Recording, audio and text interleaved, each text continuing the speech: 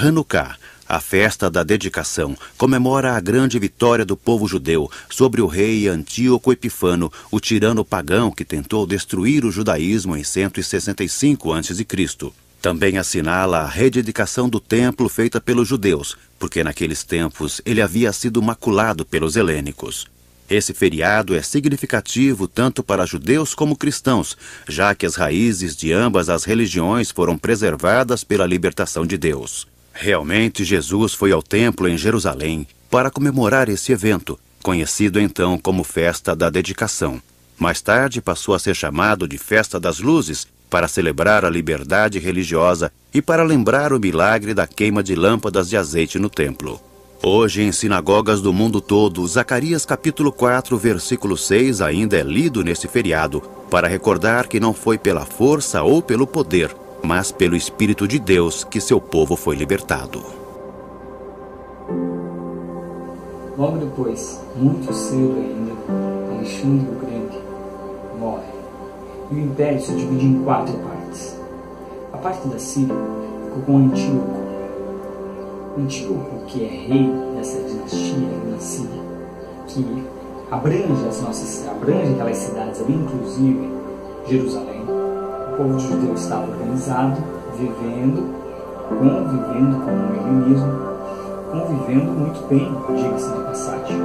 Os sacerdotes acreditavam que helenizar o povo era um meio de modernizar o judaísmo da sua época, né?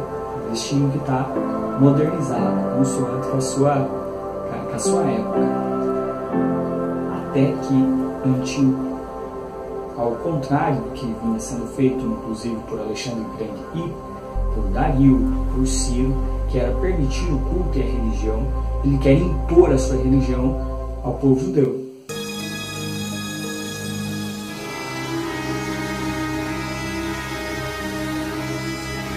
E então, eles se recusaram, não é? Pois bem, está na hora de forçar os judeus a fazer o que as outras nações fizeram sem discutir.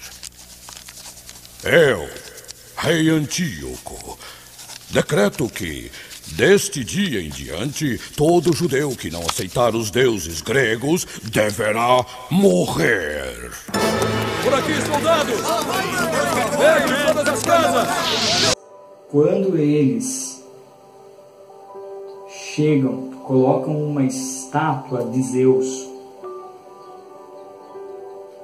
na frente do templo, para obrigar o povo a mudar de religião, entram dentro do templo e sacrificam um porco dentro do templo judeu. Começa uma grande revolta, a revolta que ficou conhecida como a Revolta dos Macabeus.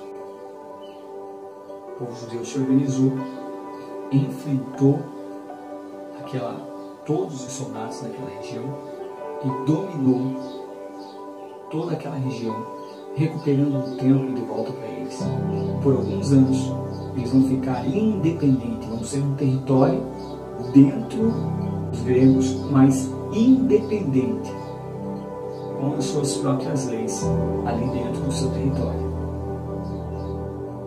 Até que vai chegar os romanos.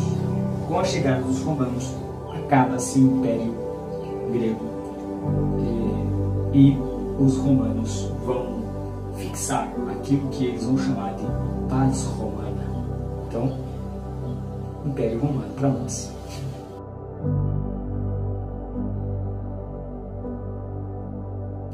Roma. Quando você olha um pouquinho de Roma em 3D, eu vou falando algumas características de Roma. Por exemplo, Roma, então você tem ali, na época que nasce Jesus, Roma já domina toda aquela região. Todo o Império Romano, então, é um sistema que durou todo o Novo Testamento, né? Ele teve características muito comerciais.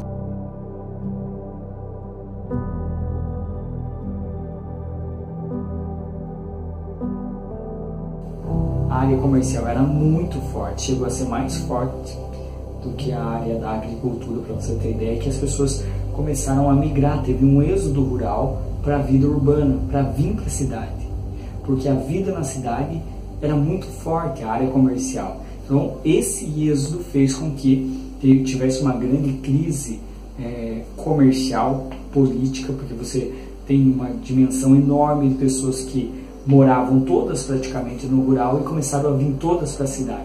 Você não tem onde colocar esse pessoal para morar, não tem como dar comida para todo mundo, não tem emprego para todo mundo.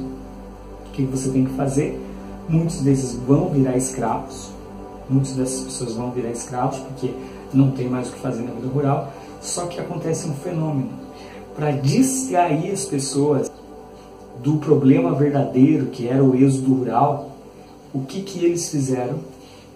Construíram o Coliseu, como se fosse um grande estádio de futebol. Colocaram todo mundo lá e davam pão e água para essas pessoas comerem o dia inteiro. E lá no Coliseu matavam cristãos, faziam o teatro grego, acontecia lá dentro, os gladiadores brigavam. Então várias coisas aconteciam dentro do Coliseu para entreter as pessoas, enquanto os verdadeiros problemas estavam acontecendo. E essas pessoas ficavam lá, o governo ganhava tempo enquanto resolvia esses problemas do êxodo rural que estava vindo para a cidade. Certo? Você vai ver um pouquinho de Roma, e enquanto você vê Roma, eu vou te falar algumas outras características, principalmente quais foram as contribuições então desse Império Romano para o cristianismo. Bom, em primeiro lugar, a cidadania romana. Tudo isso que você vê, os romanos desenvolveram uma unidade tão grande no Império que serviu, que esse Império contribuiu à propagação da mensagem de Jesus. Por exemplo, a cidadania romana era algo que os romanos se dividiam em 3 partes, que eram os patrícios, que geralmente eram os senhores, donos das terras, né? E eram os ricos daquela época, os fazendeiros. Depois você tinha os plebeus. Os plebeus geralmente eram os povos que eram conquistados pelo Império Romano e não tinham condições financeiras. Mas como o comércio era de certa forma livre, poderia acontecer livremente, muitas pessoas poderiam comprar a cidadania romana, ok? E em terceiro lugar eram os escravos. Quem eram os escravos? Os escravos eram povos rebeldes, que não queriam o governo de Roma, como então fazia com que eles se tornassem escravos, ou pessoas que estavam extremamente endividadas e não tinham como pagar os patrícios ou o próprio governo, se tornavam escravos então por causa da sua dívida. Por isso que a Bíblia vai ensinar, por exemplo, que não é bom você emprestar dinheiro, porque quem empresta dinheiro se torna escravo e o que emprestou se torna senhor. Mas é também por esse motivo que Paulo, quando está sendo açoitado lá, Paulo fala assim, vocês não podem açoitar. Como vocês explicam açoitar, né? Ele está, claro, bem ferido, machucado. Assim, como vocês estão açoitando um cidadão romano? E os caras falam assim, como assim cidadão romano? Não queria ter dinheiro para comprar. Foram os pais de Paulo que compraram. Por isso que Paulo vai dizer assim, eu sou cidadão romano desde o nascimento, porque quem comprou foram os pais de Paulo, que era comerciante. Então, quando você era um comerciante bem sucedido, você podia ir lá e comprar a sua cidadania romana, para poder andar, circular por toda a Roma, sem nenhum impedimento, e ter direitos que os escravos não tinham, e os plebeus também não tinham alguns direitos. Paulo era um cidadão romano. E muitos outros, né? Paulo é o cidadão romano mais importante para o cristianismo, porque é por causa da cidadania romana que ele consegue percorrer todo o mundo da sua época. Em segundo lugar, eles têm algo que eles chamam de paz romana. O que é essa paz romana?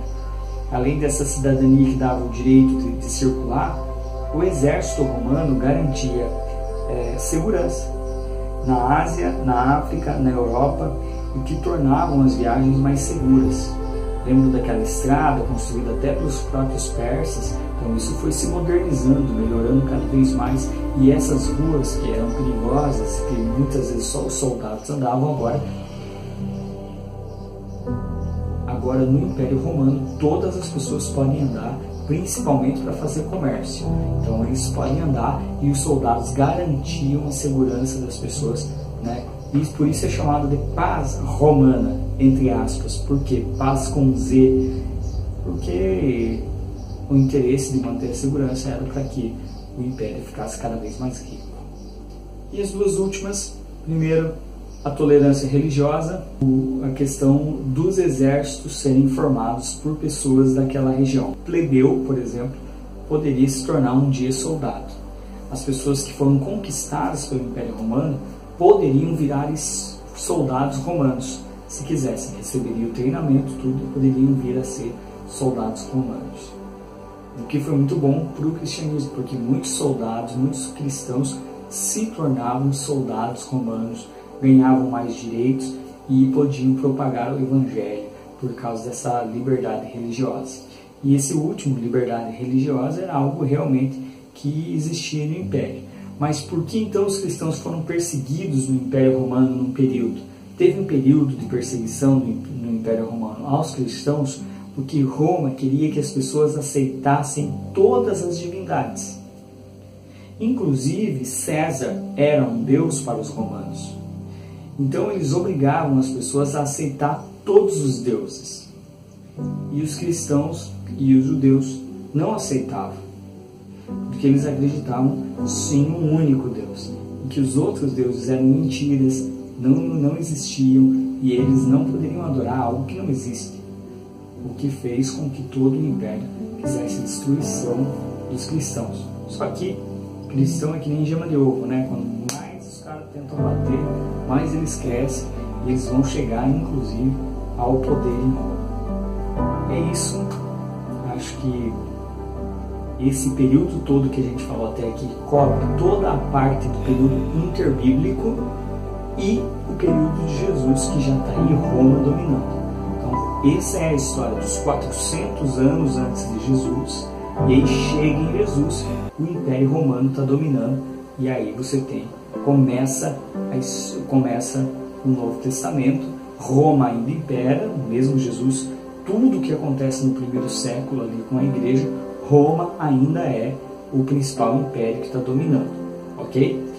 E agora a gente vai falar um pouquinho então, para encerrar, da terceira parte, que é um panorama sobre os livros que são escritos e propagados durante o primeiro século da era cristã. Ok? Vamos lá?